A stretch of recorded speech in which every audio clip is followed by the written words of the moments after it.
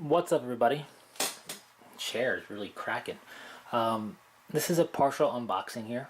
What you're looking at is the Sector Imperialis 32mm round bases. You get 60 in a box, which is a lot of bases. And I purchased these recently because I couldn't find my unused 32mm bases.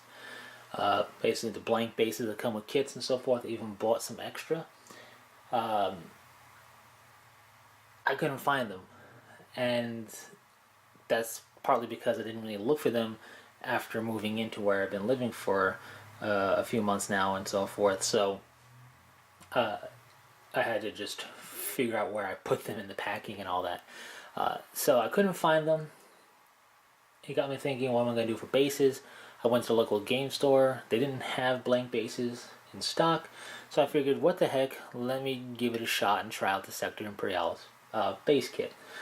I liked it when I saw it on GW's website. I thought that's very promising, so I felt confident making the purchase. So I wanted to kind of share with you a partial unboxing. You get a total of 4 sprues in here. There's one out to show you.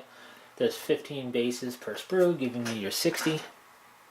In essence, you're going to have 15 unique base designs that are replicated a total of 4 times each. Not the biggest of deals. Especially when you consider, here, I'll bring the box back. Let's look at it. This base and this base, or this base and this base are the same. You get the idea. If all of your models are facing downwards of the box when you glue them on, these two bases will look a little bit different because of the angle or the way the base is set up with the model that will be standing on it. Yeah, upon closer inspection you'd realize that's the same base, just turned a little bit, but that's enough for some people, and it can be enough, especially once scattered throughout your army. Also, you could add to these. I think one of the big strengths of these bases, as I give you a closer up shot, is when you look at them, they're not too tall. That's nice too. And there's detail enough on them that if you paint it up as is, it will look fine, as the box shows.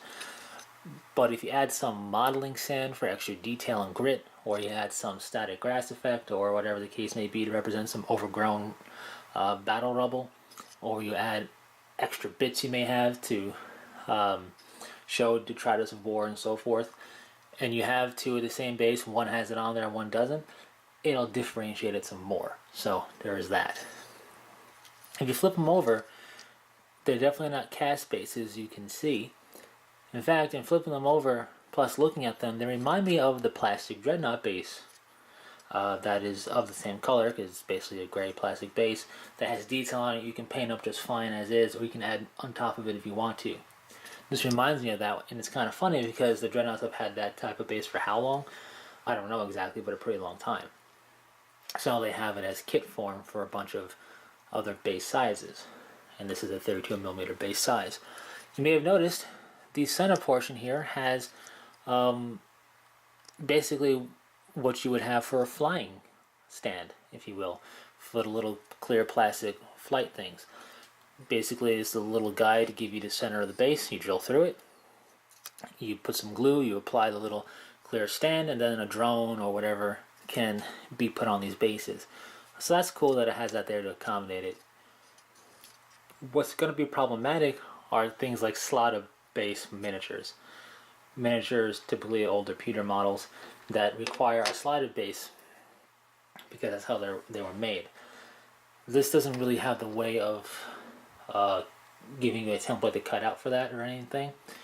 And honestly, that's not a big deal. For example, most of the modern kits, you have nothing to worry about there in terms of slotted stuff. And the ones that do, all you gotta do is cut the slot part out or off of the model itself and glue the model flush to the base. If you're really worried, you can put some paperclip pins into the feet of the model, not too long, obviously, because you don't want the base to sit flush. So you basically get it so it's a little recessed in here, but just a little bit of extra contact that you're gluing.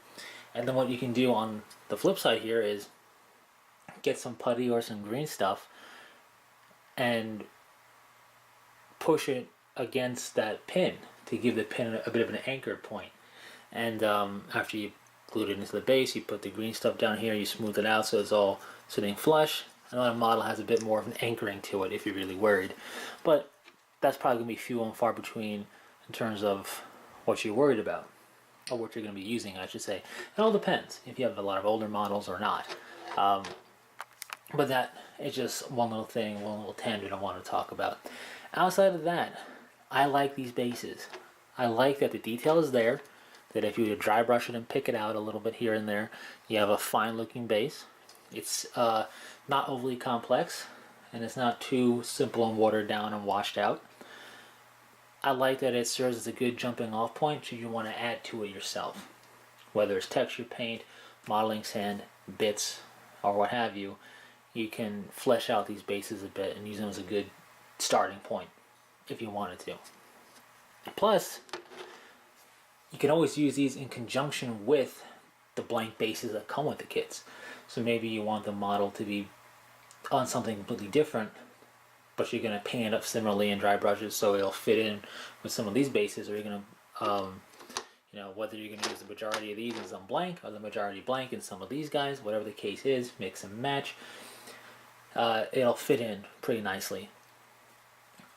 That is, of course, if you're going for an Imperium themed base. These are Sector Imperialis bases. If you're going for a more race neutral, if you will, in 40k, or if you're going for like a Webway or a Craft World approach or a Demon World approach, these probably won't be the best for you unless you got some really creative thinking going on. But in terms of being just a nice base to have so you can be lazy and paint it up, or you can add to it if you want to and use it in conjunction with blank bases, the Sector Imperialis stuff is really good, and I would really hope that GW would pursue maybe another kit like this, themed differently. I know there's the Age of Sigmar one, but that's more themed for Age of Sigmar setting and whatnot. It'd be cool if there was maybe an Eldar themed base kit like this, or an Orc one, or what have you. That would be pretty interesting. So, if the Imperium themed style to these bases don't bother you, then I would recommend giving it a shot and purchasing it. If you were thinking about it but you weren't sure, I think you'll be pleased with them. They're not like resin cast bases, so they're not going to have crazy three-dimensional detail with like jutting out pieces here and there that you might see in some of the other resin cast bases. But what you do get is very much 40k specific IP themes on the base. Subtle but still there. And you get a base that's very pose neutral, meaning a wide stance, a running stance, or another narrow stance, or some type of actiony pose. All of that, robe, tabard, just nothing, no loose clothing or anything, just just your standard power armor guy, or a power armor guy with robes or a cape or whatever the case is.